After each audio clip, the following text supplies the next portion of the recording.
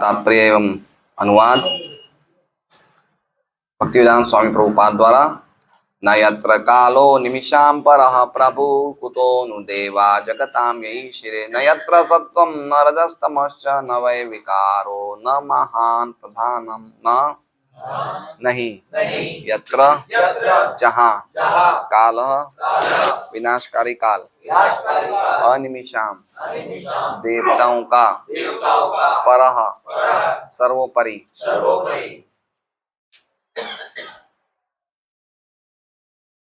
प्रभु नियंता कुतः कहाँ है नु निश्चय ही देवाः देवता जगताम संसारी प्राणी ये जो ईशिरे नियम न नहीं।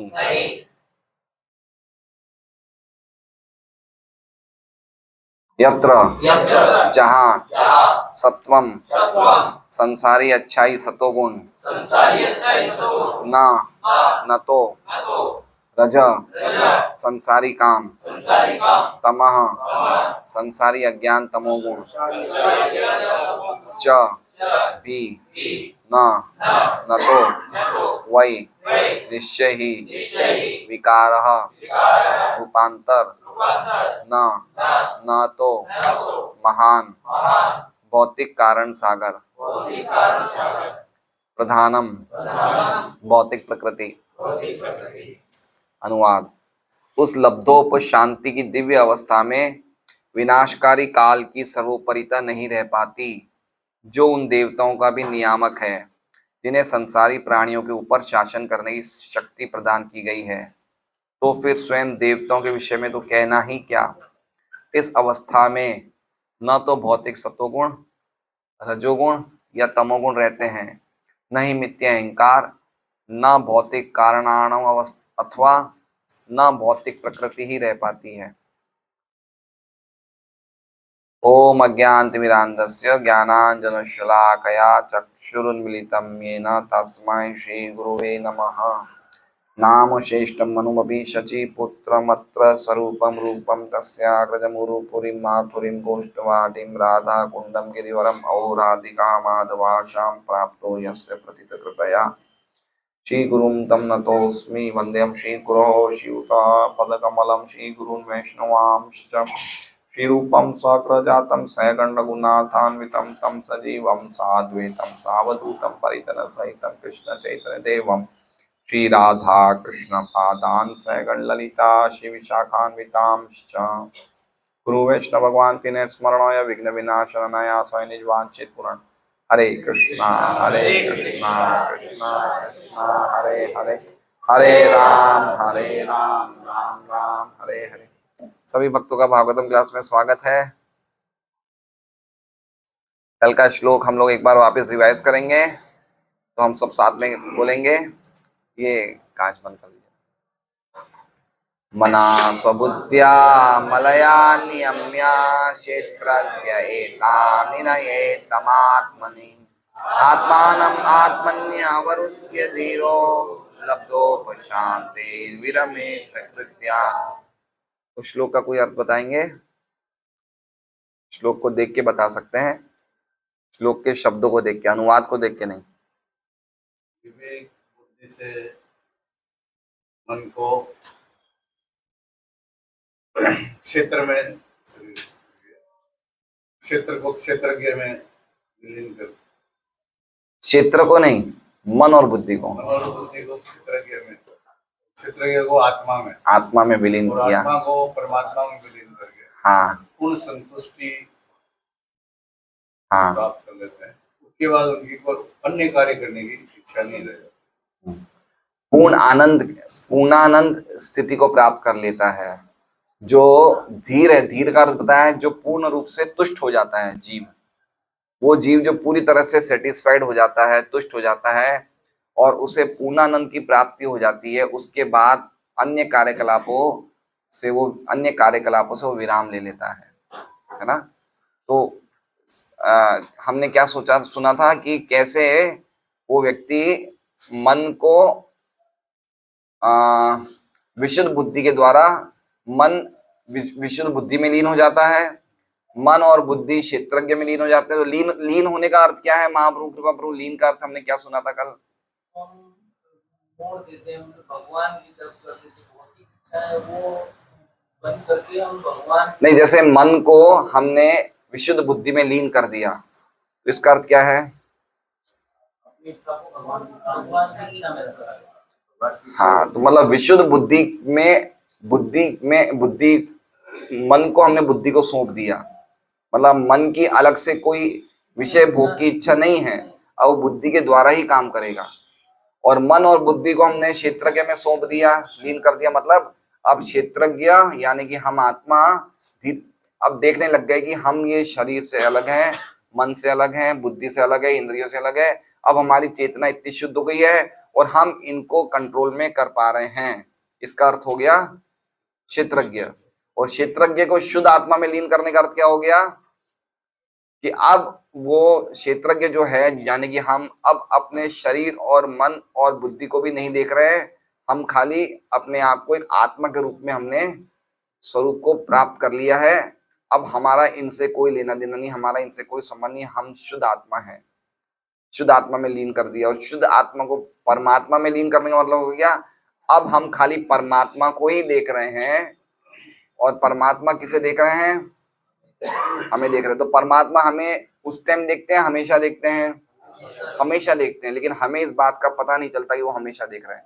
लेकिन जब हम परमात्मा को देखने लग जाते हैं तब फिर हम और चीजों को देखना बंद कर देते हैं, क्योंकि हम उसके बाद उस समय पूर्ण रूप से तुष्ट हो जाते हैं।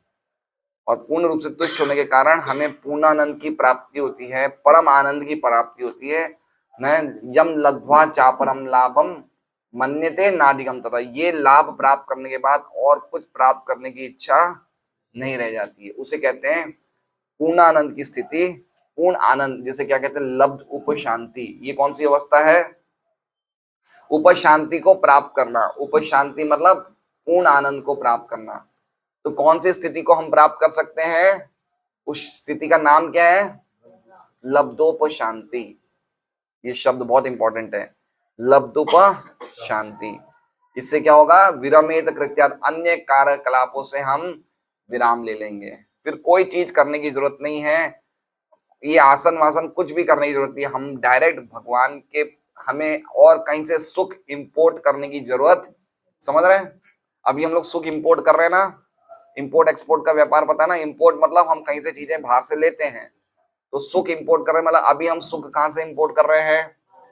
इंद्रियों को, इंद्रियों के विषय से सुख मिलता है ना? हम अपने मन से, बुद्धि से, इंद्रियों से हमें सुख प्राप्त कर रहे हैं।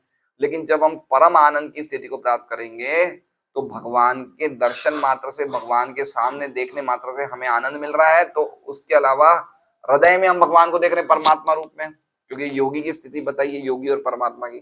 तो योगी परमात्मा को निरंतर देख रहा है, परमात्मा योगी को देख रहे हैं, तो उसके लिए और कुछ प्राप्त करने की आवश्यकता ही नहीं रहती है। इसलिए कह रहे हैं विरमेत कृत्यात्, वो सभी अन्य कार्यकलापों से विराम ले लेता है। ब्रह्मभूत अवस्था हो सकती है। ब्रह्मभूत अवस्था आत्म साक्ष्य, मतलब इन्होंने अपने आत्म स्वरूप को प्राप्त कर लिया है, ये अवस्था है। आत्म स्वरूप मतलब इन्होंने साक्षात्कार कर लिया है कि मैं ब्रह्म हूं, मैं ब्रह्मन हूं और मैं परमात्मा का अंश हूं। ये इन्होंने, मतलब जैसे कहते हैं ना, परमात्मा का साक्षात्कार कर लिया है। इंद्रिय और इंद्रिय विषय का कोई रोल नहीं रहता है? इंद्रिय और इंद्रिय विषय नहीं, इसका कोई रोल नहीं रहता है, कोई रोल नहीं रहता है। वो पूरी तरह से अपने आप को भगवान से एक मान लेता है। एक मान लेता है मतलब उस भगवान की एक तरह से भगवान, कंप्लीट भगवान की एक शक्ति के रूप में वो अपने आप को समझ लेता है। फिर उसको और कुछ काम करने को नहीं रह जाता है, और कोई काम करने को नहीं रह जाता है, कोई रोल नहीं रहता है, मन बुद्धि का कुछ नहीं रहता है। वो सीधा भगवान के संपर्क में, उसे और कोई चीज नहीं चाहिए। मन बुद्धि तो हमें क्यों मिला है? भोग करने के लिए मिला है। लेकिन जो व्यक्ति ने परम आनंद की स्थिति प्राप्त कर ली, उसे और कोई चीज की आवश्यकता क्या है? तो ये लब्धोप शांति की स्थिति को प्राप्त हमें करना है, नहीं करना है? हैं? करना है, नहीं करना है? करना है। जब हम ऐसे श्लोक पढ़ें तो हमारी स्पिरिचुअल अर्ज, जो पिछले श्लोक में अनुवाद में लिखा था तात्पर्य में, कि आध्यात्मिक संवेग वो बढ़ना चाहिए कि हम ऐसी स्थिति को कब प्राप्त करेंगे, लब्ध उप शांति, है ना, परम आनंद की प्राप्ति कब करेंगे जीवात्मा, है ना। एक बार एक लंदन में प्रेस रिपोर्टर से प्रभुपाद ने से पूछा, प्रेस रिपोर्टर ने, कि जीवात्मा का असली उद्देश्य क्या, तो प्रभुपाद ने कहा सुखी होना, आनंद में रहना। हर एक व्यक्ति आनंद चाहता है ना। लेकिन हम लोग जो सुख प्राप्त कर रहे हैं अभी, वो सुख जो है वो सुख इंद्रियों से प्राप्त कर रहे हैं। लेकिन ये सुख जब हम दिव्य आध्यात्मिक शरीर से प्राप्त करेंगे, है अतीन्द्रियम, आध्यात्मिक इंद्रियों से सुख प्राप्त करेंगे, देखिए हमारे में सुख प्राप्त करने की इच्छा है नहीं है ना, है ना। ये प्लेजर पोटेंसी बोलते हैं, आह्लादिनी शक्ति। आह्लादिनी शक्ति जो है ना, आह्लाद प्राप्त करने की शक्ति भगवान में है। हम भगवान के अंश तो हमारे में भी है, लेकिन अभी वो आह्लाद आनंद प्राप्त हम किससे कर रहे हैं, जड़ से, जड़ चीजों से कर रहे हैं, तो उससे हमें आनंद नहीं मिल रहा, दुख मिल रहा है। इसलिए जब वो साक्षात हम भगवान में अपनी इच्छाओं को व्यक्त कर देंगे, मिला लेंगे, या फिर भगवान में सेवा में लगेंगे, तो आनंद हमें भगवान से मिलेगा। तो आज का जो श्लोक है वो ये श्लोक है, लब्धोप शांति। क्या लब्धोप शांति में उसे परमानंद मिलेगा और कुछ भी मिलेगा? उसकी स्थिति क्या हो जाएगी, वो क्या उसकी, और क्या वो उसका स्टेटस, मतलब वो किस स्थिति पे पहुंच जाएगा, कितने बड़प्पे बड़ी स्थिति में पहुंच जाएगा, वो आज के श्लोक में बताएगी। लब्धोप शांति अवस्था में और क्या क्या होता है। हमने देखा कल क्या क्या मिलता है, पूर्ण आनंद प्राप्त होता है। इसके अलावा और क्या क्या होता है उस अवस्था में? खाली पूर्ण आनंद ही होता है क्या? नहीं, अब वो ये श्लोक में बताएगी और क्या क्या होता है उस अवस्था में। तो कह रहे हैं उस अवस्था में न यत्र कालो निमिषाम पर प्रभु, न यत्र, यत्र मतलब उस अवस्था, यत्र का अर्थ क्या हो गया, कौन सी अवस्था? लब्धोप शांति की अवस्था में न कालो, काल का कोई प्रभाव नहीं है। न मतलब नहीं, यत्र मतलब उस अवस्था में, कालो काल का कोई प्रभाव नहीं है। ये काल कैसा है? अनिमिषाम परः प्रभु। अनिमिषाम मतलब अनिमिष, अनिमिष मतलब अनिमिष का अर्थ प्रभुपाद बता रहे हैं देवता, है ना। निमिष मतलब पलक झपकना, मतलब जैसे कहना है जो मर्त्य प्राणी है। अनिमिष मतलब जो मर्त्य प्राणी नहीं है, यानी कि अमर है। देवताओं को एक तरह से अमर कहा जाता है, मतलब उनकी लंबी उम्र, बहुत लंबी उम्र है ना। तो एक तरह से अमरत्व कहा जाता है, अमर तो नहीं लेकिन फिर भी कहा जाता है। तो कह रहे हैं कि उस अवस्था को प्राप्त करने के बाद काल का कोई प्रभाव उस व्यक्ति पे नहीं पड़ सकता। किस व्यक्ति पे? जिसने लब्धोप शांति की अवस्था प्राप्त कर ली है। ये काल कैसा है? तो कह रहे अनिमिषाम पर प्रभु। अनिमिषाम मतलब ये देवताओं का भी प्रभु है ये काल। प्रभु मतलब नियामक, है ना। वो काल जो देवताओं का नियामक है, वो भी अपनी श्रेष्ठता नहीं बता पाता। किस पे? उस व्यक्ति पे जिसने लब्धोप शांति की अवस्था प्राप्त कर ली है। तो परह लिखा है ना, परह, परह मतलब श्रेष्ठता नहीं बता पाता। समझ रहे हैं? इस अवस्था में काल जो देवताओं को भी नियामक है, वो काल अपनी श्रेष्ठता उस अवस्था पे उस व्यक्ति को नहीं बता सकता। समझ रहे बात को? मतलब काल का उस व्यक्ति पे कोई प्रभाव नहीं है। ये कहीं गीत भागवत में एक और श्लोक आएगा जो बताता है कि जो भगवान के भजन करते हैं उसकी आयुष्य काल नहीं छीन सकता। याद आ रहा है शकुंतला माता जी आपको? आयुर हरति वै पुंसाम उद्यन अस्तम च यन्नसो तस्यर्थ यक्षणोनीत उत्तम श्लोक वार्तया। जो भगवान उत्तम श्लोक की वार्ताओं में अपने समय को निकालता है, उसकी आयु उगता हुआ सूर्य और अस्त होता हुआ सूर्य कभी भी क्षीण नहीं कर सकता। इसलिए अगर हमें काल के प्रभाव से जीतना है तो काल का दुरुपयोग मत करना, है ना। प्रभुपाद क्या कहते हैं? Not a single moment of time should be wasted. हो सकता है अभी हम इस स्थिति में नहीं हैं, हमें बीच बीच में मोबाइल भी देखना है, व्हाट्सएप भी देखना है, इधर उधर की बातें भी करनी है, लेकिन हमारा ये लेवल, अभी ये लेवल नहीं है, लेकिन हमारा एक गोल होना चाहिए कि ये लेवल हो जब हम काल को एक समय भी दुरुपयोग ना करें। जब कोई भक्त भाव की अवस्था में आता है, एक तरह से समझ लीजिए लब्धों पर शांति है ना, कौन सी अवस्था है? भाव की अवस्था है ना। सबसे पहली अवस्था कौन सी है प्रतिजी माता जी? श्रद्धा। दूसरी कौन सी है जानू तनय माता जी? दूसरी कौन सी है? दूसरी है अंबिका हेवन डिंडोली।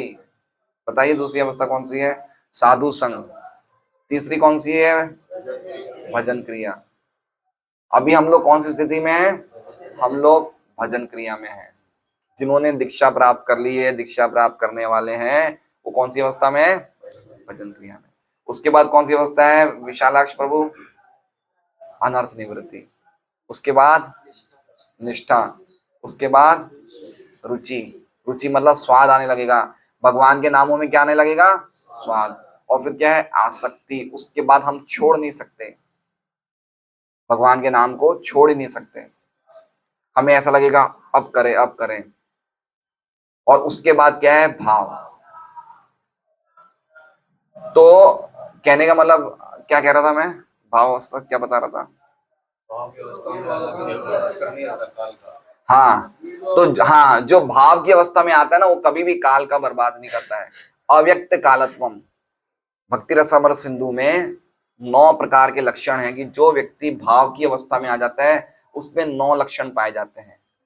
तो एक लक्षण है नाम गाने सदा रुचि, नाम के गायन में उसकी रुचि हमेशा बनी रहती है। दूसरा है कि भगवान के धाम में वास करना। एक ऐसे अलग अलग है। तो उसमें एक है अव्यर्थ कालत्व। अव्यर्थ काल को कभी व्यर्थ नहीं गवाता है। इसलिए अगर वास्तव में हमें ये, आज हम कोई भी हम लोग में से इस स्थिति में नहीं है जो काल को हम व्यर्थ गवाते हैं, नहीं गवाते, हम सभी व्यर्थ करते हैं, है ना। प्रसाद लेने में 12 मिनट लगेंगे तो हम 20 मिनट लगाते हैं, 25 मिनट लगाते हैं, आधा घंटा लगाते हैं। हम देखिए कितना समय हम लोग व्यतीत कर रहे हैं।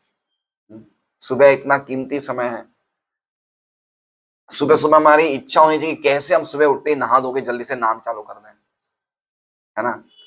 आज क्या हुआ? आज मैं सुबह उठा तो शौच आदि क्रिया करने के बाद मैं दंत धावन करता हूँ, ब्रश करता हूँ। तो मुझे इतना जल्दी था कि इतनी जल्दी से नाम शुरू कर दूं, तो मैं दंत धावन करना ही भूल गया, मैंने फुहारा शुरू कर दिया। फिर मुझे याद आया मैंने ब्रश तो की नहीं, फिर वापस बंद किया फुहारा, ब्रश करने चला गया। समझ रहे हो बात को? तो ऐसी हमारे में होना चाहिए कि तुरंत ये सब काम करके नाम लेना शुरू कर दो।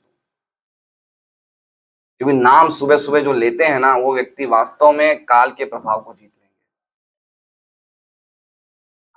तो कह रहे हैं कि इस अवस्था में आने के बाद काल जो देवताओं के भी प्रभु हैं, वो भी उस व्यक्ति पे अपनी श्रेष्ठता नहीं बता सकते। परह का मतलब समझ रहे? परह मतलब अपनी श्रेष्ठता उस व्यक्ति पे नहीं बता सकते। और अनिमिषाम का अर्थ क्या है? देवता। और प्रभु मतलब देवताओं के नियामक है, मतलब देवताओं भी काल से डरते हैं, ब्रह्मा जी भी काल से डरते हैं। हिरण्यकश्यप ने प्रार्थना की थी ना, क्या प्रार्थना करी थी मदन सुंदरी माता जी हिरण्यकश्यप ने? कि मुझे अपनी तरफ से भागवतम क्लास में प्रीति बोध प्रसाद रखना है। क्या प्रार्थना की थी मदन सुंदरी माता जी? बोलिए। हिरण्यकश्यप ने क्या प्रार्थना की थी सर्वाधि माता जी? अमर बनाने की। तो हिरण्यकश्यप ने क्या कहा था? कि मैं खुद ही अमर नहीं हूं, मुझे भी मृत्यु आएगी। ब्रह्मा जी ने, सॉरी, तो कहना ब्रह्मा जी भी डरते हैं। अगर आप भागवतम का 3रा स्कंद पढ़ेंगे तो काल जब ब्रह्मा जी के कमल को हिलाता तो ब्रह्मा जी भी डर जाते हैं। ऐसा है काल। क्या समझते हैं आप काल को? आयु खत्म हो जाती, अच्छे अच्छे कांप जाते हैं। भगवान गीता जी में क्या कहते हैं? कालोस्मि लोकक्षयकृत, मैं सबका विनाश करने वाला काल हूं मैं। तो काल मतलब डिस्ट्रक्शन, कोई काल से नहीं बच सकता, लेकिन वो काल भी उस व्यक्ति को कुछ नहीं कर सकता है। देख सक रहे हैं कौन व्यक्ति बड़ा नहीं बनना चाहता है? हर व्यक्ति बड़ा बनना चाहता है ना, धन की दृष्टि में, ख्याति की दृष्टि में, सौंदर्य की दृष्टि में। लेकिन इससे बढ़कर कौन होगा जो भगवान का भजन कर रहा है? देख लीजिए, कि लब्धों पर शांति की अवस्था प्राप्त करने के लिए हमें किसके पास जाना चाहिए लक्ष्मी नरसिंह प्रभु? लब्धों पर शांति की अवस्था प्राप्त करने के लिए किसको मेहनत करनी पड़ेगी? हमें खुद को करनी पड़ेगी। यही तो ऐसी अवस्था है जो हम खुद प्राप्त कर सकते हैं। हमें और किसी पे आश्रय नहीं लेना है। आश्रय मतलब गुरु का तो आश्रय चाहिए ही चाहिए, लेकिन जैसे हम नौकरी के लिए या अच्छे घर बनाने के लिए या अच्छी शादी करने के लिए या अच्छी संतान होने के लिए कहीं ना कहीं तो आश्रय लेते हैं ना, इसके लिए हमें और कहीं बाहर नहीं जाना है, हम खुद कर सकते हैं ये काम। इसलिए हमारे हृदय में पिछले श्लोक में आया था तात्पर्य में आध्यात्मिक संवेग है ना, हमारे में अर्ज होना चाहिए कि मुझे ये स्थिति प्राप्त करनी है और कर सकते हैं। करना इजी है या नहीं है? इजी है। और पहले किसी ने किया हुआ ऐसा? किया हुआ ऐसा? क्या किया हुआ? गीता जी में लिखते हैं ना, वीतराग भय क्रोधा मन मया माम उपास्य बहवो ज्ञान तपस्या। बहुत लोग पहले ज्ञान और तपस्या से पूता मत भाव पवित्र हो चुके हैं, मेरे प्राप्त हो चुके हैं। तो ऐसा नहीं कि ये चीजें जो बताई जा रही है ये आर्टिफिशियल चीजें बताई जा रही है, कृत्रिम चीजें बताई जा रही है, ये रियलिस्टिक है, हम इन्हें प्राप्त कर सकते हैं। बस एक ही चीज है, हमारा भजन कैसा है। कैसा है हमारा भजन? कैसा है, कैसे हम नाम जप कर रहे हैं, उस पर सब कुछ आधारित है। भागवत सुन रहे हैं, नाम जप कर रहे हैं, भक्तों का संग कर रहे हैं, सब कुछ हमें मिल गया है, लेकिन अब हमारी गंभीरता होनी चाहिए। तो सबसे पहले तो उस व्यक्ति पे किसका प्रभाव नहीं है? काल का नहीं है। दूसरा क्या बता रहे? कुतोनु देवा जगताम यही शिरे। कुतो, कुतो मतलब फिर उनका तो कहना ही क्या। कुतो का अर्थ क्या हो गया? फिर उनका तो कहना ही क्या। किनका? देवताओं का। जब काल ही उस पर कुछ नहीं कर सकते तो काल के कंट्रोल में कौन रहते हैं? देवता। तो देवता भी क्या करेंगे बताइए? वो भी कुछ नहीं कर सकते हैं। और देवताओं के कंट्रोल में कौन रहते हैं? तो कहते हैं जगताम या ईश्वरे। देवताओं किनको कंट्रोल करते हैं? जगत के लोगों को, जगत के संसारी प्राणियों को कंट्रोल करने वाले देवता भी उस व्यक्ति का क्या बिगाड़ सकते हैं जिसका काल कुछ नहीं बिगाड़ सकता है। समझ रहे? मतलब इसका अर्थ क्या हो गया? इसका मतलब ये है कि इस स्थिति को प्राप्त करने के बाद राहु केतु शनि ये सब प्रभाव होने बंद हो जाते हैं। समझ रहे हैं? संसारी लोग भी उस व्यक्ति का कुछ नहीं बिगाड़ सकते। जगताम या ईशिरे, जगत के लोग ही कुछ नहीं बिगाड़ सकते, देवता कुछ नहीं बिगाड़ सकते, काल कुछ नहीं बिगाड़ सकता। उस पे कोई प्रकार की मंगल की दशा, शनि की दशा कोई काम नहीं कर सकती है। कभी कभी भक्त बोलते हैं कि प्रभु जी हम तो भजन कर रहे हैं, हम पे दुख क्यों आते हैं, हम पे दशा क्यों आती है? लेकिन अभी हम इस स्थिति में हैं क्या? नहीं है ना? नहीं है हम लोग इस स्थिति में। भजन से ही सब होगा, ये भजन करने से ही सब होगा, लेकिन अभी हम उस स्थिति में नहीं है। प्रभुपाद एक बार हम लंदन में गए, एक जगह खरीद रहे थे हम, वो लोग सेंटर के लिए। तो उस जगह में बहुत सारे भूत थे, तो कोई उस जगह नहीं जाता था। तो प्रभुपाद ने बोला क्या भूत भूत है, चलो मैं जाता हूँ। हरे कृष्ण मामूले सब भाग गए भूत भूत, है ना। तो अब भूत हमको प्रभावित करते हैं ना, क्योंकि जगत के प्राणी हमें प्रभावित करते हैं, देवता प्रभावित करते हैं, काल करते हैं, लेकिन जो व्यक्ति उस स्थिति को प्राप्त कर चुका है उन पर कोई प्रभाव नहीं है ना। ऐसे भक्ति विनोद ठाकुर, इनको सबको इनके जीवन में भूत प्रेत आए थे, सब इन सबको इन्होंने आसानी से। भक्ति विनोद ठाकुर के सामने तो एक बहुत बड़ा पाखंडी था जो अपने आप को भगवान बोलता था, और बहुत बड़ा प्रभाव था उस क्षेत्र में। भक्ति विनोद ठाकुर ने क्या किया? भागवत जी लेके गए और उसकी गुफा के पास बैठ के भागवत पढ़ने लग गए, है ना। कौन सा श्लोक पढ़ रहे थे वो, जिसमें वो क्या है श्लोक भागवत जी का कि जिसका नियमित पाठ करने सब अभद्र नष्ट चले जाते हैं, नित्यम नष्ट प्रायश भद्रेशु नित्यम भागवत से। तो वो बोलते भूत भूत की सब, वो जो तथाकथित बाबा था उसकी सब शक्तियां भागवत के इसके पठन से लगे। तो ये शुद्ध भक्त का प्रभाव होता है।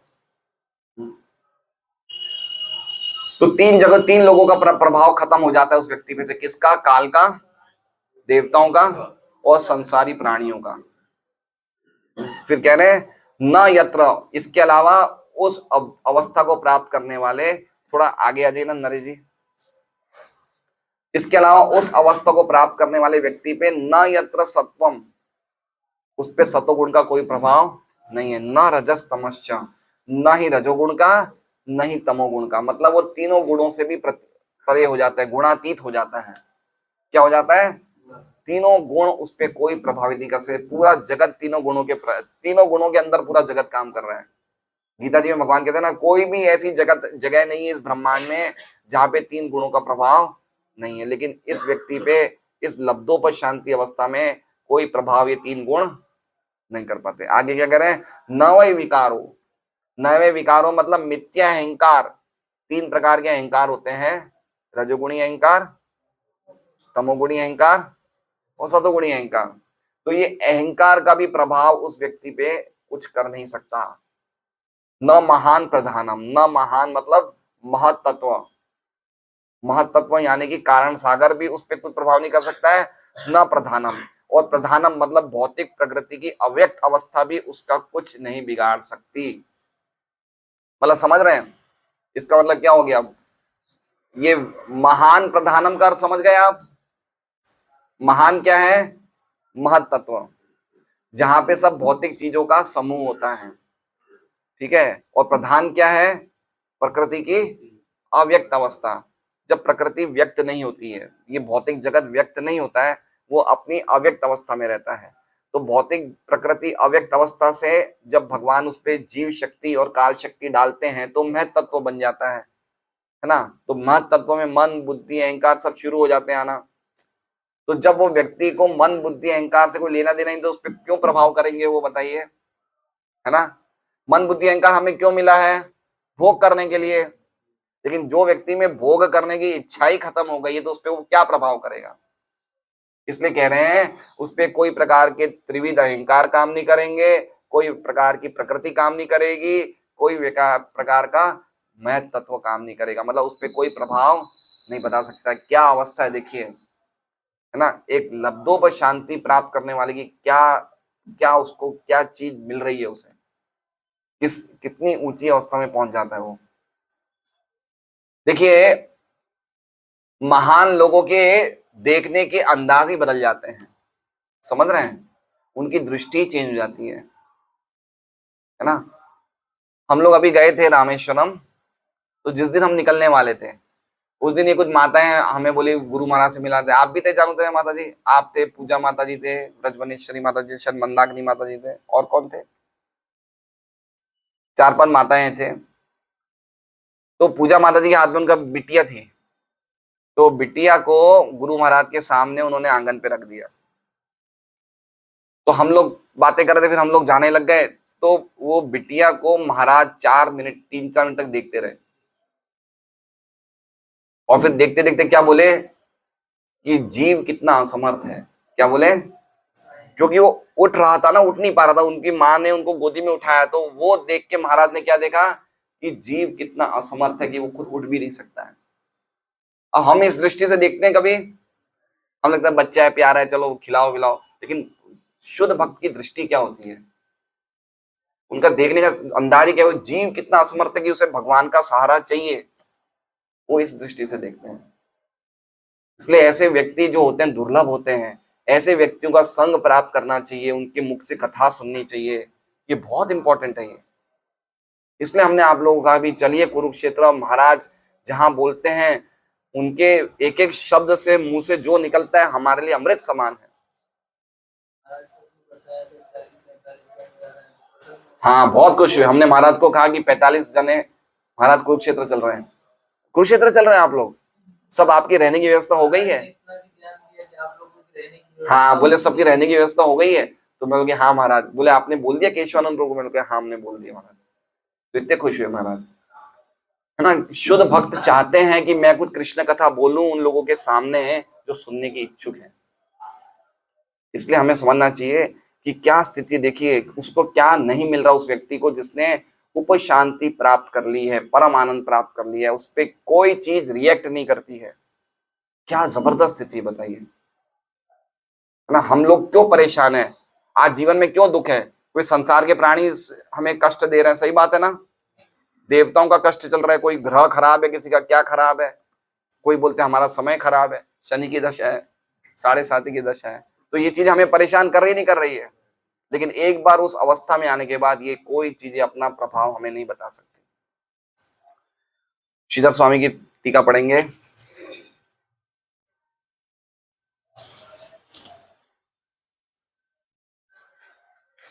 यत्रात्म स्वरूपे कालो न प्रभु किमपि। यत्र यत्र मतलब आत्म स्वरूप प्राप्त व्यक्ति को न कालो, काल कुछ नहीं कर सकता, किमपि किमपि कर्तुम न समर्थ, कुछ भी करने के लिए समर्थ नहीं है काल। समझ रहे हैं आगे क्या कह रहे हैं? अतएव देवाच प्रभव इत्याह। तो जब काल इस प्रभाव नहीं कर सकता तो देवताओं भी उस पर कोई प्रभाव नहीं कर सकते। और काल कौन है? अनिमिषान देवानाम परः प्रभु। अनिमिषान मतलब देवताओं के भी नियामक काल है। तो कुतोनु देवा प्रभवेयु देव नियमना तु जगताम प्राणिम न का वार्तित्य। तो जब देवता ही प्रभावित नहीं कर सकते उस व्यक्ति को, तो जगत के लोगों को तो कहना ही क्या जो देवताओं द्वारा प्रभावित होते हैं। अब आगे बहुत ही अद्भुत बात बोल रहे हैं, ये कैसे संभव है? तो कह रहे निरूपाधि वादित्या। वो व्यक्ति कौन हो चुका है? निरूपाध हो चुका है। क्या हो चुका है वो? उस व्यक्ति ने निरूपाधि का अस्तित्व प्राप्त कर लिया, स्टेटस प्राप्त कर लिया, इसलिए ये सब हो रहा है। समझ रहे हैं? निरूपाधि मतलब अब वो हर प्रकार की उपाधियों से मुक्त हो चुका है।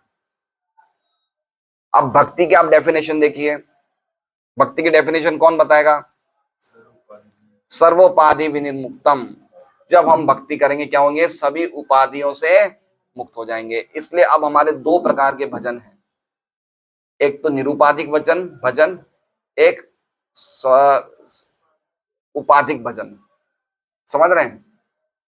जैसे मान लीजिए कि हंसदूत बहू के घर में शादी है, इनकी बिटिया की शादी है। अब ये माला कर रहे हैं, माला इन्होंने शुरू करी, तो माला करते करते इन्होंने क्या कहा? हरे कृष्णा शादी अच्छी तरह सब हो जाए, हरे कृष्णा। ये इनका कौन सा भजन? निरूपाधि है, उपाधि वाला भजन है? उपाधि। क्यों? क्योंकि इन्होंने उस बेटी को अपना बाप, उस बेटी को अपनी बेटी माना है और खुद को क्या माना है? ये क्या हो गई? उपाधि। अब उपाधि के साथ क्या कर रहे हैं? भजन कर रहे हैं, है ना? तो ये भजन हम करेंगे तो निरूपाधि की अवस्था को नहीं प्राप्त करेंगे। निरूपाधि भजन कौन सा है? हम भगवान के अंश हैं, हम भगवान की प्रीति के लिए भजन कर रहे हैं। ये कौन सा भजन है? ये बिना उपाधि वाला भजन है। अभी सबसे बड़ी गड़बड़ क्या हो रही है? हमारा भजन कौन सा हो रहा है? उपाधि वाला। सही बात है प्रभु? ये हमारा कम भजन करते करते ये काम भी हो जाए, ये काम भी हो जाए, भजन कर रहे हैं, लेकिन हमारा मन किसमें? उपाधियों में। हम अपने आप को उपाधि मान रहे हैं कि भाई उपाधि मतलब, समझ रहे हैं? उपाधि मतलब डेजिग्नेशन। जैसे मान लीजिए सर्वाधिक प्रभु गोपाल नगर के प्रेसिडेंट हैं इस सोसाइटी के, तो प्रेसिडेंट क्या हो गई? ये उपाधि। असली में इनका स्वरूप क्या है? ये तो क्या है? भगवान के अंश है, लेकिन इन्होंने जगत में एक उपाधि को ले लिया। अब अपने आप को क्या मान रहे हैं?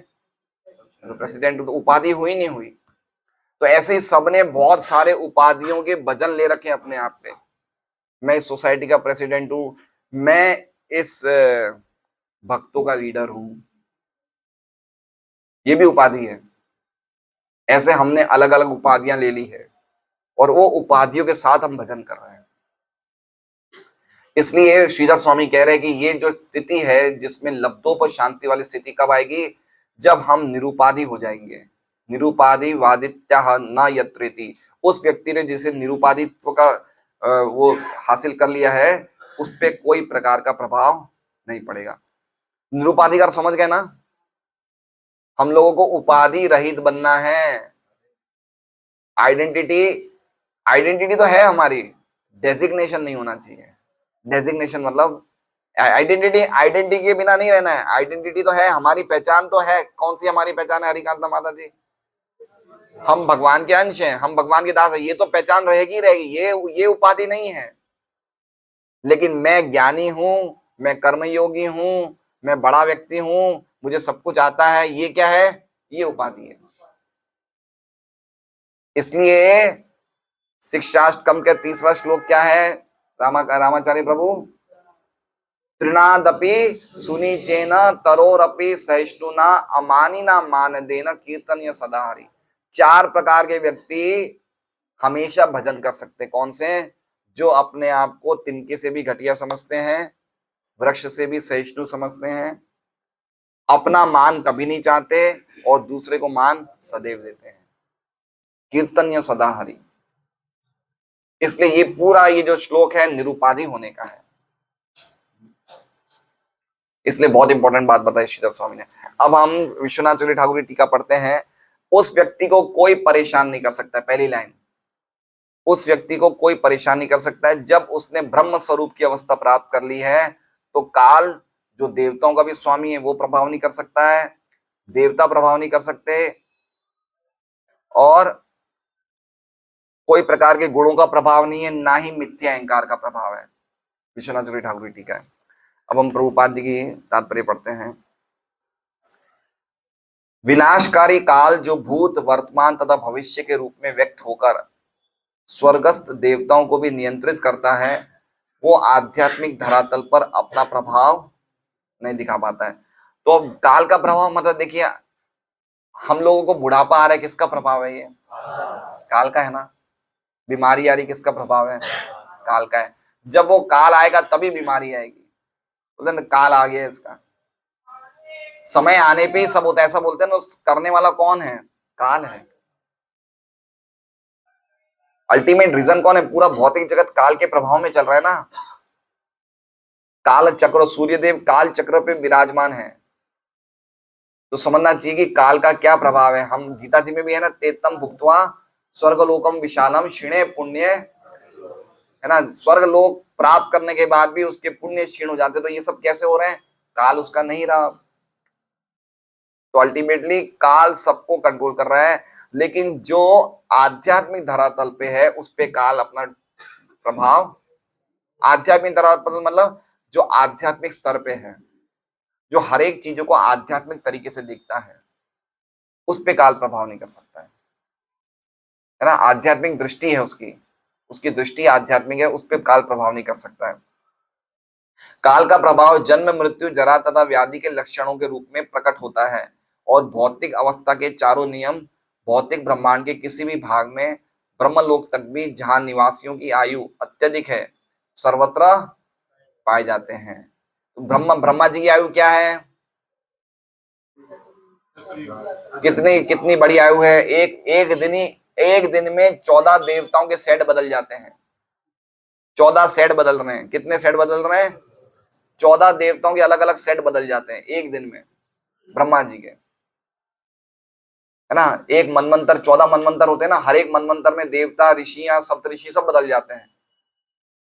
तो ब्रह्मा जी की एक उम्र में एक दिन में ये स्थिति है, तो ब्रह्मा जी क्या कहते हैं? ब्रह्मा जी इस प्रकार 100 साल जीते हैं। वो सब भी काल के प्रभाव में है। ब्रह्मलोक तक भी, जहां निवासियों की आयु अत्यधिक है, सर्वत्र पाए जाते हैं। दुर्जय काल ब्रह्मा तक की मृत्यु का कारण बनता है। तो इंद्र, चंद्र, सूर्य, वायु तथा वरुण जैसे अन्य देवताओं के विषय में क्या कहा जाए, है ना। मतलब लाखों साल की उम्र है देवताओं की, लेकिन देवताओं का मेरे हिसाब से हमारे 6 महीने देवताओं के 12 घंटे, और हमारा 1 साल देवताओं का 1 दिन, ऐसे है। विभिन्न देवताओं द्वारा संसारी प्राणियों पर निक्षिप्त ज्योतिष प्रभाव भी स्पष्ट रूप से अनुपस्थित रहता है। मतलब ज्योतिष प्रभाव, उसके हाथ में क्या चल रहा है वो कोई मतलब नहीं है उसको। जो इस तरह की स्थिति में आ गया, उस पर कोई ज्योतिष रेखाओं का कोई प्रभाव नहीं पड़ता है। उसको अपनी जन्म पत्री वो सब बताने की कोई आवश्यकता नहीं है, वो इस स्थिति पे पहुंच जाता है। भौतिक जगत में सारे जीव आसुरी प्रभाव से भयभीत रहते हैं, किंतु दिव्य पद पर स्थित भक्त को ऐसा भय नहीं रहता। आसुरी प्रभाव से मतलब बताया कि संसार के प्राणी द्वेष करते हैं, बदला लेने की भावना रखते हैं, तो इस प्रकार के लोगों से भी उसको डरने की कोई आवश्यकता नहीं है। मतलब 3 चीजें बताइए, काल, देवता और संसार के लोग जो शैतानी प्रवृत्ति के लोग होते हैं, आसुरी प्रवृत्ति के लोग होते हैं, कष्ट पहुंचाते हैं, बहुत परेशान करते हैं, कष्ट पहुंचाते हैं। भौतिक जगत में द्वेष की भावना बहुत जबरदस्त है, बहुत जबरदस्त है। सारे जीव प्रकृति के विभिन्न गुणों के प्रभाव से, विभिन्न रूपों तथा आकारों से अपने अपने भौतिक शरीर बदलते रहते हैं। ये किसके लिए बता रहे हैं? 3 गुणों के लिए बता रहे हैं, है ना। तो क्या कह रहे हैं? विभिन्न गुणों के प्रभाव से, विभिन्न रूप तथा आकारों से अपने भौतिक शरीर। देखिए, अलग अलग गुणों के लोगों के अलग अलग रूप होते हैं। सतोगुणी व्यक्ति का रूप सुंदर होता है, दिखने में सौम्य होता है। रजोगुणी का रूप, शक्ल ऐसी होती है। तमोगुणी का रूप ही अलग होता है। आप देखिए जो नॉनवेज खाते हैं उनकी शक्ल भी जानवरों जैसी हो जाती है ना। गुणों के अनुसार हमारे, देखिए इसलिए कहा जाता है शुक्ल, शुक्ल और कृष्ण। शुक्ल मतलब गोरे, है ना। तो सतोगुण में रहने वाले लोग होते हैं, उन लोगों के चेहरे का रंग रूप सब अलग रहता है। रजोगुण के अलग रहते हैं, तमोगुण के। गुणों के हिसाब से हमारा पूरे शरीर का व्यक्तित्व विकसित होता है। तो ये सब कौन प्रभावित कर रहा है? गुण प्रभावित कर रहे हैं, है ना। देवता हमें कंट्रोल कर रहे हैं, कर रहे हैं ना देवता कंट्रोल। हमारे एक एक इंद्रियों पे देवता रहते नहीं रहते पीछे। जीभ पे एक देवता है, आंखों पे एक देवता है। देवताओं को कंट्रोल काल कर रहा है, काल देवताओं को, देवता हमें। लेकिन उस व्यक्ति पे कोई प्रकार का प्रभाव नहीं पड़ता है। प्रकृति के 3 गुणों का भी प्रभाव नहीं पड़ता है। लेकिन दिव्य अवस्था में भक्त गुणातीत होता है, अर्थात भौतिक सत्वों रजो तथा तमो गुण से परे होता है। इस प्रकार मैं जहां तक जा सकता हूं उसका स्वामी हूं, ऐसा मिथ्या अहंकार वहां नहीं उठ पाता। मतलब उसमें अब ये मिथ्या अहंकार का भी प्रभाव नहीं है। मैं जहां तक जा सकता हूं उसका स्वामी हूं, मतलब कहने का लगी हम जहां भी देखते हैं हमारे में क्या दिखता है पहले, कि मैं इस जगत का स्वामी हूं। समझ रहे बात को? स्वामित्व की भावना हमारे में है नहीं है ना। हम अगर ट्रेन में जाएंगे तो हमें अच्छी सीट चाहिए, खाने में जाए तो हमें सब कुछ, हमें अपने लिए पहले सब कुछ चाहिए। क्यों? क्योंकि हमें लगता है कि हर असली असली भोक्ता कौन हूं? मैं हूं। क्यों हो रहा है ये? किसके कारण? अहंकार के कारण। तो उस व्यक्ति पे अहंकार भी कुछ प्रभाव नहीं कर सकता है। चैतन्य महाप्रभु कहाँ बैठे थे बताइए? चैतन्य महाप्रभु कहाँ बैठे थे? 60,000 ऋषियों के बीच में, मायावादियों के बीच में कहाँ बैठे? जहां पैर धोते वहां बैठ गए।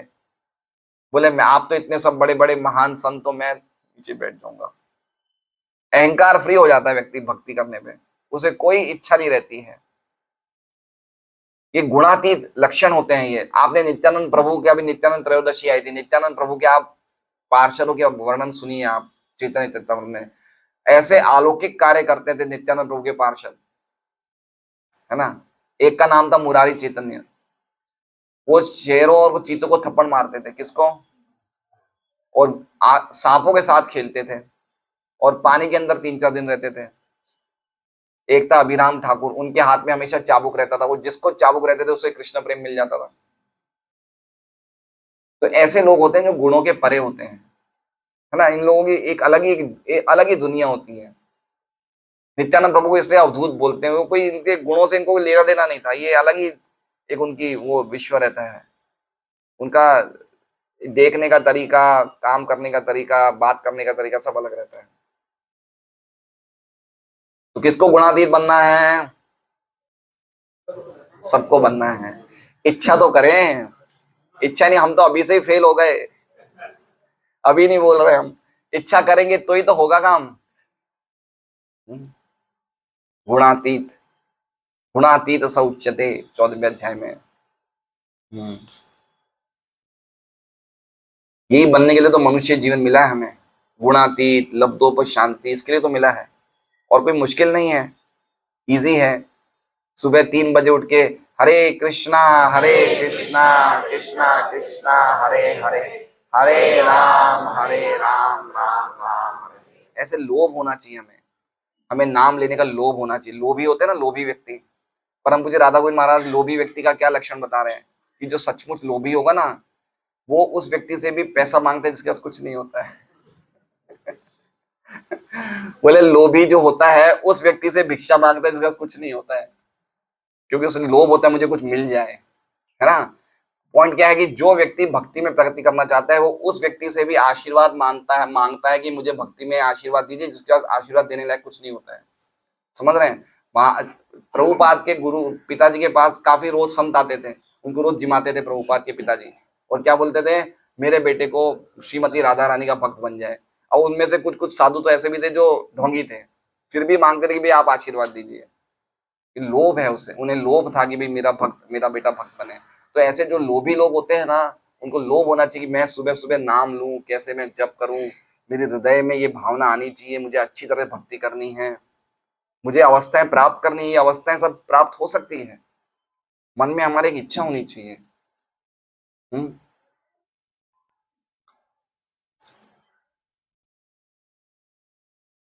भौतिक जगत में प्रकृति के ऊपर प्रभुत्व जताने का मिथ्या अहंकार प्रज्वलित अग्नि में पतंगों के गिरने के समान है।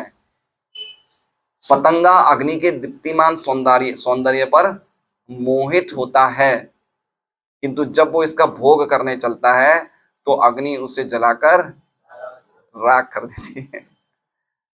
क्या उदाहरण दे रहे हैं, है ना। ये उदाहरण वहां भी है, गीता जी में भी है। नहीं, वो एक और है, पतंगा का श्लोक है एक, यथा प्रदीप्तम ज्वलनम पतंगा विशंति नाशाय समृद्ध वेगा। कभी आपने पतंगा को देखा है? आग में कैसे भागता है पतंगा।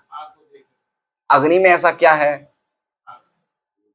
अग्नि की लाइट बहुत सौंदर्य वाली है, अग्नि में बहुत सौंदर्य है। अग्नि क्या है? अग्नि में बहुत सुंदरता है। तो पतंगा क्या आकर्षित हो जाता है? उस सुंदरता से, लेकिन उसे नहीं पता कि अग्नि में गर्मी भी बहुत है। समझ रहे हैं? अग्नि की हीट का नहीं रियलाइज करता है, वो क्या देख रहा है? सुंदरता देख रहा है, वो सुंदरता के पीछे पागल हो जाता है ना। तो इसलिए स्त्री को क्या बताया है? अग्नि। पुरुष को क्या बताया है? मक्खन। हम भी अग्नि की तरफ भाग रहे हैं, लेकिन हमें नहीं पता ये ज्वालामुखी है। समझ रहे बात को, है ना। हमें पता नहीं उसमें कितनी हीट है, और उस हीट में हम जल जाते हैं। प्रभुपाद ये देखे क्या उदाहरण दे रहे हैं, ये अग्नि पतंगा का उदाहरण दे रहे हैं। मतलब इंद्रिय तृप्ति में सबसे ऊंचा जो इंद्रिय तृप्ति इस भौतिक जगत है वो कौन सा है? यौन जीवन। समझ रहे हैं? इससे बढ़कर भौतिक जगत में और कोई बड़ा सुख नहीं है। लेकिन ये कैसा है? ये व्यक्ति इसके पीछे जब पागल होता है तो क्या हो जाता है? वो उसकी गर्मी में जल के राख हो जाता है। इसलिए तो देखिए, आपने पहले पढ़ा था, सुखदेव गोस्वामी ने 3 प्रकार के लोगों के लिए कुछ ऑल्टरनेटिव दिए थे, नहीं देते हंस प्रभु? तुम्हें सोना है ना, सोना है तो चलो कोई बात नहीं, सो जाओ, ऐसे हाथ रख के सो जाओ, भूमि नहीं है क्या? कुछ खाना है तो पेड़ों से फल ले लो, है ना। कुछ कुछ दिया था ना भाई, पीना है नदियों से पानी पी लो, इनके लिए ऑल्टरनेटिव दिया था। लेकिन इस चीज के लिए कोई ऑल्टरनेटिव नहीं दिया था, है ना।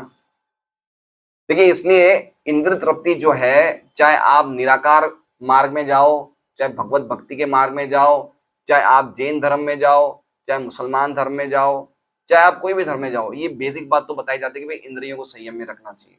ये बेसिक बात है। चाहे हम कोई भी बौद्ध धर्म को अपनाएं, जैनिज्म को अपनाएं, चाहे कोई भी धर्म में, लेकिन ये बेसिक है कि अगर आपको अध्यात्म में प्रगति करना है तो इंद्रियों का संयम रखना पड़ेगा। बाद में फिर हमारे मार्ग अलग हो जाते हैं, कोई निराकार का मार्ग है, कोई भगवान की भक्ति का मार्ग है, वो अलग बात है। लेकिन शुरुआत में ये बहुत जरूरी है। तो प्रभुपाद ये क्या बोल रहे हैं? इसी बात पे कह रहे हैं कि हम लोग, पतंगा अग्नि के दीप्तिमान सौंदर्य पर मोहित होता है, किंतु जब वो इसका भोग करने चलता है तो अग्नि उसे जलाकर राख कर देती है। अब देखिए आगे क्या लिख रहे हैं प्रभुपाद, ये बात बता रहे हैं, दिव्य स्थिति में जीव की चेतना शुद्ध रहती है, अतः प्रकृति पर प्रभुत्व जताने का उसमें मिथ्या अहंकार नहीं रहता। इसके विपरीत उसकी शुद्ध चेतना उसे परमेश्वर की शरण में जाने के लिए निर्देशित करती है। अब ये बात समझ लीजिए, देखिए, पहले प्रभुपाद ने उदाहरण क्या दिया? अग्नि की तरफ कौन भाग रहा है? पतंगा। क्यों भाग रहा है? क्योंकि उसे भगाया जा रहा है, उसे भगाया जा रहा है। उसे पता है कि मुझे नहीं करना है, फिर भी वो भगाया जा। कौन भगा रहा है उसे? दूषित चेतना। कौन भगा रही है उसे? उसे पता है। आप देखिए, बिल क्लिंटन कौन था?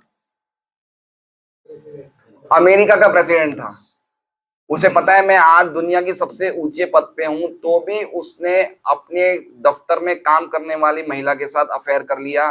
उसके लिए उसका पूरी दुनिया में नाम खराब नहीं हुआ खराब? तो क्या उसे नहीं पता था खराब है? पता है ना, फिर क्यों किया? क्योंकि भौतिक दूषित चेतना उसको क्या कर रही है? फोर्स कर रही है कि तुम्हें करना है ये, और वो मजबूरी में कर रहा है। और वही चेतना जब शुद्ध हो जाए तो वो हमें फोर्स करेगी भगवान के पास जाने के लिए। कितना अंतर है देखिए, रूपा लिख रहा है ना इसमें, कि शुद्ध चेतना उसे परमेश्वर की शरण में जाने के लिए निर्देशित करती है। जाओ तुम जल्दी उठो, सुबह जाओ, क्लास में जाओ, भागवतम पढ़ो, गीता पढ़ो, यात्रा में जाओ, भक्तों का संग करो। ये कौन कर रही है? हमें शुद्ध चेतना। हमने अपनी चेतना शुद्ध कर रही है, हमें फोर्स कर रही है। और वही चेतना हमारी दूषित होती है तो हमें गलत कामों के लिए फोर्स करती है। तो इसलिए पूरा आधार किस पे? हमारी कॉन्शियसनेस को शुद्ध करना, चेतना को शुद्ध करना, जिससे कि हमारे में अपने आप ही अच्छे विचार आएंगे, हम भगवान की तरफ बढ़ेंगे। पिछले श्लोक में लिखा था ना, तात्पर्य में लिखा था ना, जिसका आध्यात्मिक संवेग होता है, मन उसके लिए चमत्कारिक तरीके से काम करता है ना। इसलिए आशाबंद बने रहो। आशाबंद मतलब समझ रहे हैं? ये भी एक लक्षण होता है भक्त का। क्या है? हमेशा आशा रहनी चाहिए कि मुझे कृष्णा मिलेंगे, कभी आशा खोनी नहीं चाहिए। निराधारा माता जी हमेशा आशा बनाए रखे कि मैं चाहे कितनी भी गिरी भी हूं, चाहे मैं कितनी भी मेरे में कोई क्वालिटी नहीं हो, लेकिन मुझे भगवान मिलेंगे। ये आशा बनी रहनी चाहिए हमेशा। जैसा कि गीता जी के 7.19 में कहा गया है, वासुदेव सर्वमिति स महात्मा सुदुर्लभ।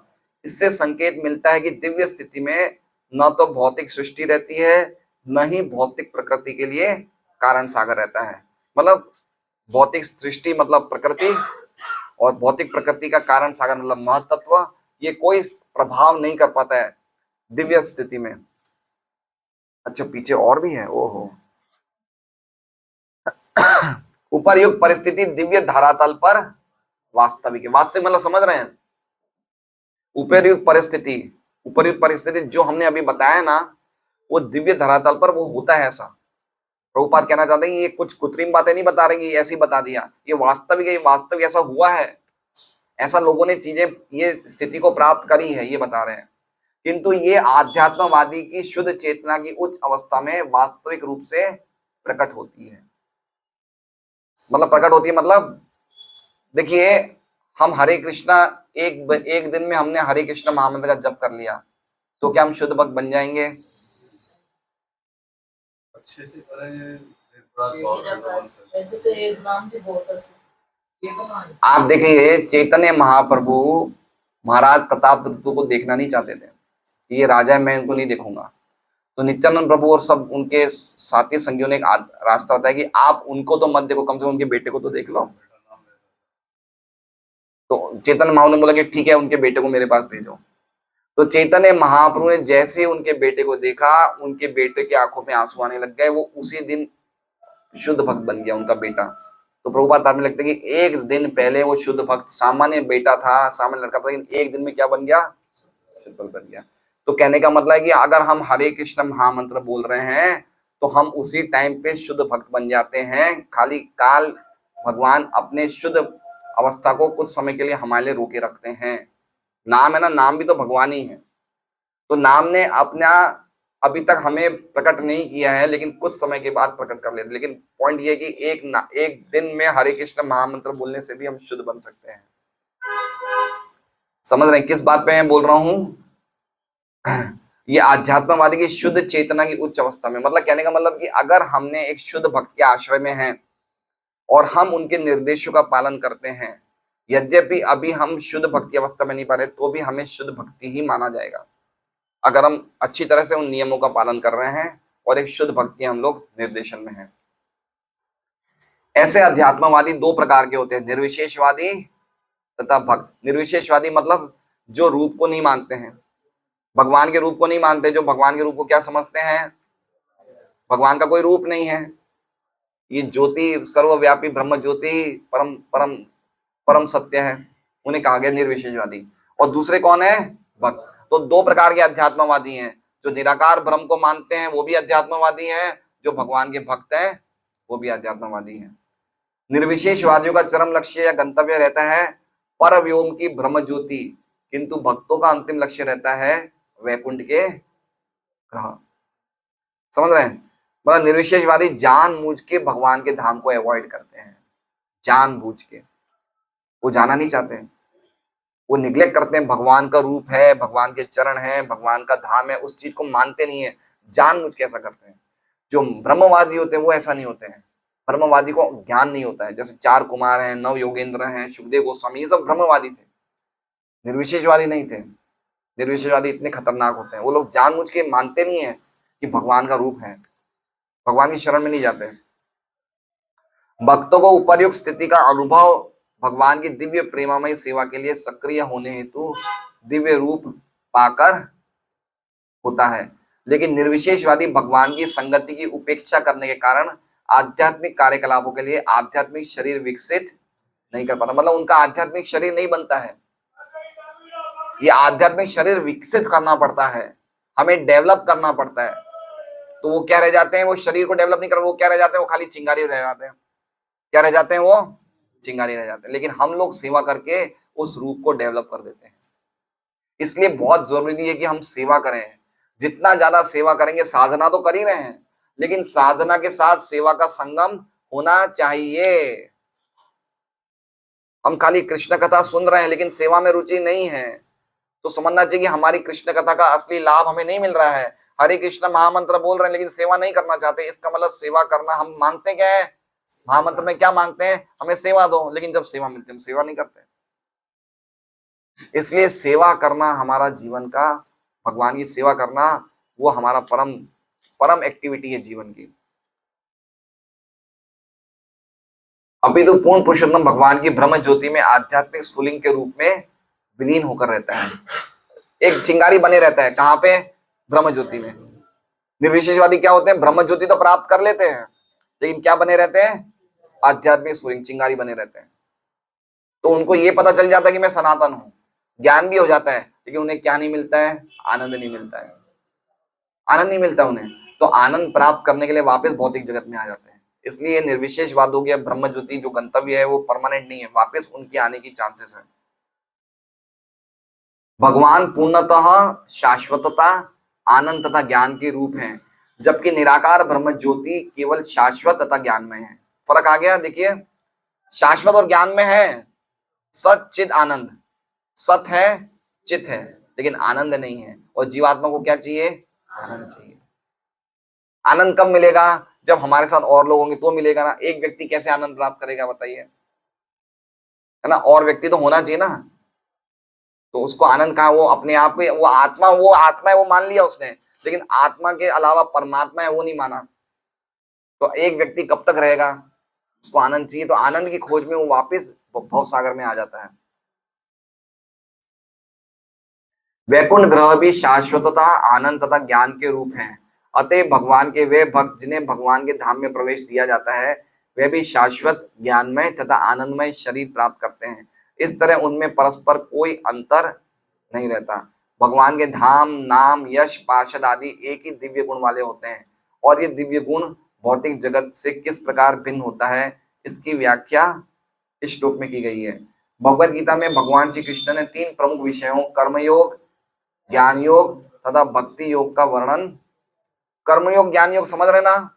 कर्मयोग मतलब निष्काम भाव से काम करके वर्णाश्रम धर्म के अंतर्गत उन कर्मों को भगवान में अर्पण करना, इसे कहते हैं वर्णाश्रम धर्म के अंतर्गत।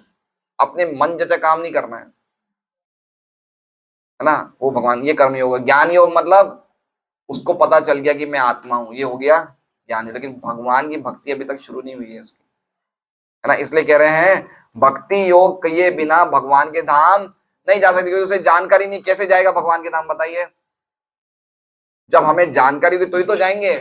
तो ज्ञान योगी को ये जानकारी नहीं होती है भगवान की भक्ति की, भगवान के धाम की, इसलिए उसको एंट्री नहीं मिलती है।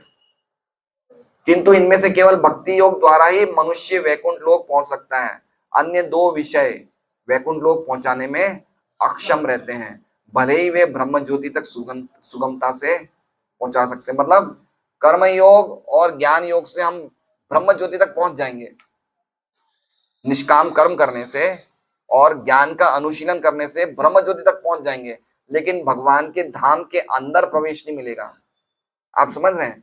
देखिए वो चार्ट है, गोलोक चार्ट, उसमें देखिए ब्रह्म ज्योति है ना, ब्रह्म ज्योति, हाँ ये ब्रह्म ज्योति है। तो जो आध्यात्मिक जगत है, वैकुंठ लोक है, वो किसके अंदर है, वो ब्रह्म ज्योति में है। तो उसे कहाँ एंट्री मिल जाएगी, ब्रह्म ज्योति में एंट्री मिल जाएगी। तो उन्हें भी यही कहा जाएगा कि भगवान के धाम में एंट्री मिल गई, लेकिन अंदर एंट्री नहीं मिलेगी। जैसे मान लीजिए कि सत्यराज सूरत में आ गया, ये अभी कहाँ पे है, कड़ोदरा 4 रास्ते में, तो कहा जाएगा ना सूरत में एंट्री कर ली, लेकिन अभी तक शहर के अंदर नहीं आए। समझ रहे बात को, अंतर हुआ नहीं हुआ, सूरत में आ गए लेकिन शहर के अंदर नहीं आए। तो उसी तरह से इन्होंने भगवान को प्राप्त कर लिया, लेकिन अभी तक भगवान के धाम में प्रवेश नहीं मिला। इसलिए कहा जाता है कि जो असुर होते हैं उनको भी भगवत प्राप्ति होती है, देवताओं को भी भगवत प्राप्ति होती है, लेकिन असुर कहां तक जाते हैं, ब्रह्म ज्योति तक, और भक्त लोग कहां चले जाते हैं, भगवान के धाम के अंदर प्रवेश कर लेते हैं। भगवत प्राप्ति दोनों को होती है। जैसे कहा गया ना अभी, जिन्होंने भी भगवान के दर्शन किए कुरुक्षेत्र युद्ध में सबको भगवत प्राप्ति हुई। तो इसका मतलब ये नहीं कि सभी भगवान के धाम में चले गए, ब्रह्म ज्योति में भी रह गए, जिनकी जैसी भावना थी, जिनकी भक्ति की भावना थी वो धाम में चले गए, जिनकी भक्ति की भावना थी वो ब्रह्म ज्योति में रह गए। तो इसलिए ज्ञानी और भक्त में ये अंतर है। ज्ञानी ब्रह्म ज्योति तक पहुंच जाएगा, लेकिन अंदर एंट्री नहीं मिलेगी। जैसे मान लीजिए कोई व्यक्ति बाहर आया, गोपाल नगर के दरवाजे पे है, लेकिन उनको 52 नंबर में तो एंट्री नहीं मिली ना। तो जिसको 52 नंबर में एंट्री मिलेगी वो भी कहेगा मैं गोपाल नगर में हूँ, जो गेट पे वो भी कहेगा मैं गोपाल नगर में, लेकिन फर्क है ना। तो इसलिए ज्ञानी का फर्क ये रहेगा भक्त में, ज्ञानी ब्रह्म ज्योति की प्राप्ति करेगा, भगवान का भक्त किसकी प्राप्ति करेगा, भगवान के धाम में प्रवेश करेगा। हरे कृष्णा। श्रीमद् भागवतम की जय, शील प्रभुपाद की जय। तो ये सब बहुत ही अद्भुत श्लोका है, हमें काफी चीजें इनसे समझना चाहिए और अपने भजन में दृढ़ता लानी चाहिए, 4 नियमों का अच्छी तरह पालन करना चाहिए और खूब हृदय से हमें हरे कृष्ण महामंत्र का जप करना चाहिए। हरे कृष्णा कृष्णा कृष्णा हरे हरे, हरे राम राम राम हरे। और अग्नि से दूर रहना चाहिए। पतंगा अग्नि वाला उदाहरण बहुत ही अद्भुत था।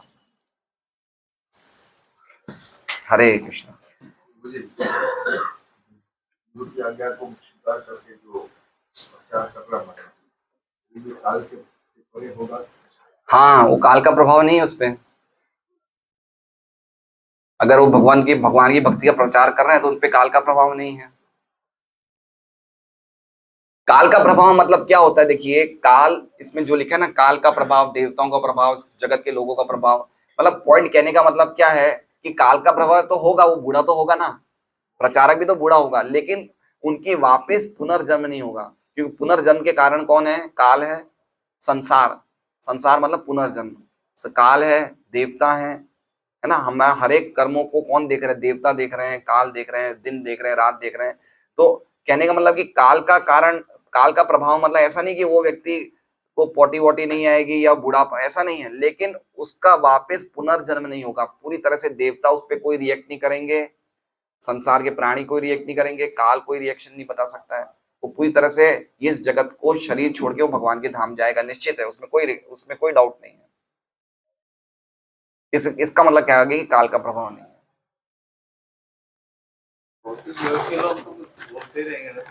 असर नहीं होगा।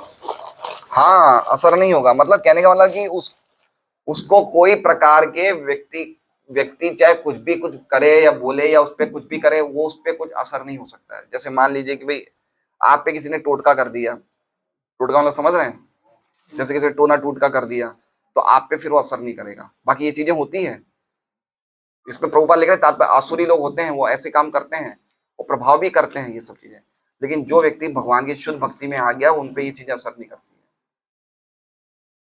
नहीं तो आप देख लीजिए ना भाई, जिसका इम्यूनेशन पावर कमजोर होता है वो जल्दी बीमार होता है, जिसका इम्यूनिटी पावर वो बीमार नहीं होता है। तो उसी प्रकार से जो भक्ति में आध्यात्मिक शक्ति मिल जाती है उस पर चीजें प्रभावित नहीं करती है, और जो भौतिकतावादी होता है उस पर प्रभावित करती है। हरे कृष्णा। आज का प्रसाद किन की तरफ से है?